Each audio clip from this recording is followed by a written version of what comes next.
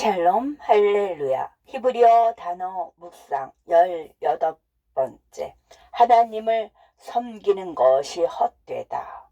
말라기 3장 13에서 14절. 여호와가 이르노라. 너희가 완악한 말로 나를 대적하고도 이르기를 우리가 무슨 말로 주를 대적하였나이까 하는도다. 이는 너희가 말하기를 하나님을 섬기는 것이 헛되니 만군의 여호와 앞에서 그 명령을 지키며 슬프게 행하는 것이 무엇이 유익하리요. 마차를 탄 마부를 그린 오래된 만화가 있다. 한 손은 말 고삐를 잡고 다른 한 손은 당근을 꽂은 막대기를 쥐고 있다. 마부가 말 앞에 당근을 매달자 맛있는 당근을 한 입이라도 먹고 싶은 말은 걷기 시작한다. 이런 식으로 마부는 말에게 마차를 끌게 했다. 불쌍한 말은 결코 닿을 수도 먹을 수도 없다는 것을 깨닫지 못한 채 당근을 향해 계속 걸어간다. 마부는 말에게 당근을 줄 의도가 전혀 없다. 당근은 마부가 말을 통제하기 위해 사용하는 잔인한 속임수일 뿐이다.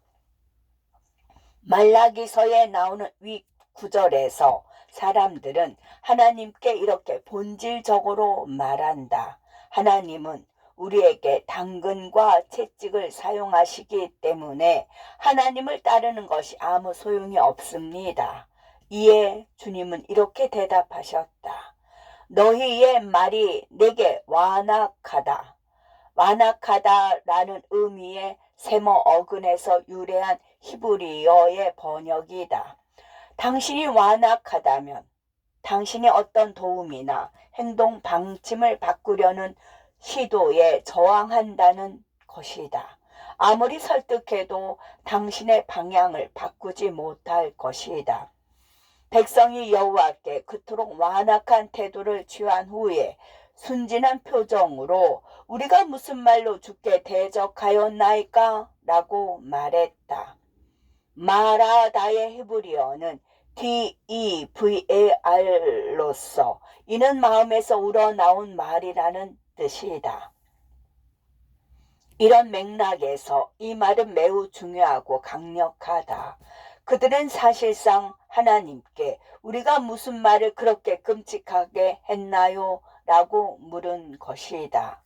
그것은 그들은 하나님을 섬기는 것이 헛되다 라고 말하면서 그분의 규례를 지키는 것이 무슨 유익이 있느냐고 의문을 제기한 것이다. 당신은 왜 하나님을 섬기는가? 하나님과의 관계에서 이 말이 왜 그렇게 끔찍한 것인가? 오늘 우리의 상황에 맞게 살펴보자. 우리는 왜 하나님을 섬기는가? 왜 교회에 가고 11조를 하고 성경을 읽고 순종하는가? 하나님의 축복을 구하기 때문이다. 우리가 이런 일을 하지 않으면 축복을 받지 못한다고 여기기 때문이다. 그러나 이 모든 일을 행해도 우리는 축복을 받지 못하는 것처럼 보일 때가 많다.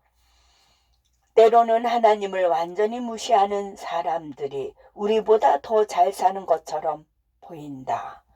기독교계에서는 일반적으로 우리의 수입에서 매주 11조를 내면 하나님께서 큰 재정적 보상을 주신다고 가르친다. 나는 자신을 그리스도인이라고 소개하는 사람들을 많이 만났는데 이들은 이러한 규칙을 따르려고 노력했지만 결국 파산 법정에 서게 되었다. 그래서 그들은 기독교가 효과가 없기 때문에 다시는 교회에 다니지 않기로 결정했다고 말했다. 서방 기독교는 신실하게 하나님을 섬기고 그분의 계명을 지켰지만 그들의 모든 노력에 대한 적절한 축복, 급여를 받지 못하여 결국 그분께 등을 돌린 그리스도인들의 건조하고 햇볕에 그을린 뼈들로 가득 차 있다. 종종 축복을 받지 못하면 하나님을 섬기는 것이 헛되다 라고 결론을 내리려는 유혹을 받을 때가 많다. 헛되다로 번역된 히브리어는 SHAVE이다. 이는 쓸데없는 소리를 내다를 의미한다. 또는 우리가 그분의 규례를 지키는 것이 무슨 유익이 있느냐라고도 할 수 있다. 이익으로 번역된 단어는 BATSA이고 이는 약탈하다, 다른 사람을 희생하여 이득을 얻다를 의미한다. 스스로 의롭다고 여기는 당신이 불의한 사람을 상대로 어떤 직업을 얻으려고 한다면 하나님께서 당신이 의로운 사람이기 때문에 그 직업을 얻게 해 주실 것이라고 기대하지 않겠는가? 만약 당신이 그 직업을 얻지 못하면 당신은 손을 들고 말해야 한다. 그래서 이 정직함이 나에게 무엇을 가르쳐 주었습니까? 이스라엘 자손이 말하는 것은 기본적으로 이것이다. 그들은 하나님의 법을 지키면 하나님의 법을 지키지 않는 사람보다 더 이익을 얻을 것이라고 생각했다. 애언자의 말은 분명하다. 만연해 있던 큰 죄는 단지 돈을 많이 벌거나 복을 받기 위해 하나님을 섬기고 그분의 계명을 지키는 것이었다. 우리도 마찬가지다. 그러나 그것보다 더 중요한 것이 있다. 우리가 정말로 하나님의 마음을 찾는다면 우리는 그런 말을 하나님께 하는 것이 마치 말을 움직이기 위해 말 앞에 당근을 매달아 놓은 마부의 만화처럼 하나님이 우리를 속이는 것이라고 비난하는 것임을 깨달아야 한다. 말을 움직이고 싶지만 당근을 줄 생각은 전혀 없다. 우리는 하나님께서 그분께 순종하고 선한 삶을 살도록 하기 위해 모든 부와 축복의 약속을 우리 앞에 매달아 두셨지만 결코 그 약속 중 어떤 것도 지킬 의도가 없다고 생각한다. 이는 마치 아내가 부자 남편이 갑자기 모든 재산을 잃었다는 소식을 듣고 자신이 원하는 것을 더는 사줄 수 없다는 이유로 짐을 싸서 떠나는 것과 같다. 남편은 아내가 전부터 자신을 사랑한 적이 없고 오직 돈 때문에 결혼했다는 사실을 깨닫고 마음이 산산조각이 나고 상심한다. 그래서 하나님을 섬기는 것이 헛되다라고 말하는 것은 무서운 것이다.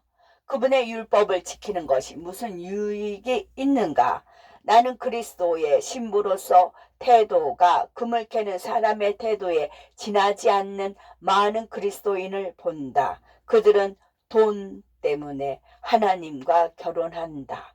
하나님께 당신을 사랑합니다 라고 말할 때 우리가 실제로 말하는 것이 무엇인지 스스로에게 물어야 한다. 우리는 하나님, 나에게 돈을 주시는 한 나는 당신을 사랑할 것입니다. 하지만 월급이 더 이상 들어오지 않는다면 나는 나를 돌볼 줄 아는 또 다른 신을 찾을 것입니다 라고 말하는가? 아니면 하나님, 만약 내일 하나님께서 파산하여 더 이상 위대한 공급자로 보이지 않아도 나는 요처럼 계속 하나님을 신뢰하겠습니다 라고 솔직하게 말할 수 있는가? 우리 중 일부는 그분을 사랑하는 이유를 확인하기 위해 이런 시험에 직면해야 할 수도 있다. 영화 지붕 위의 바이올린에는 테비에가 자신의 딸 제이텔과 가난한 양복점 재단사 모텔의 결혼을 회상하며 한숨 쉬는 장면이 있다. 그들은 교회의 쥐처럼 가난하지만 너무 행복해서 그들이 얼마나 비참한지 모릅니다. 우리가 진정으로 그리스도를 사랑하는 신부라면 하나님은 우리를 움직이기 위해 우리 앞에 당근을 매달아 놓을 필요가 없다. 우리는 단순히 좋든 나쁘든 부유하든 가난하든 병에 걸리든 건강하든 그분을 사랑하기 때문에 앞으로 나아간다. 그리고 그분이 우리의 삶에 질병이든 가난이든 더 나쁜 것을 들여놓기로 결정하셔도 우리는 여전히 그분 안에서 너무 행복할 것이다. 우리에 대한 그분의 사랑과 그분에 대한 우리의 사랑이 눈이 멀 것이기 때문이다.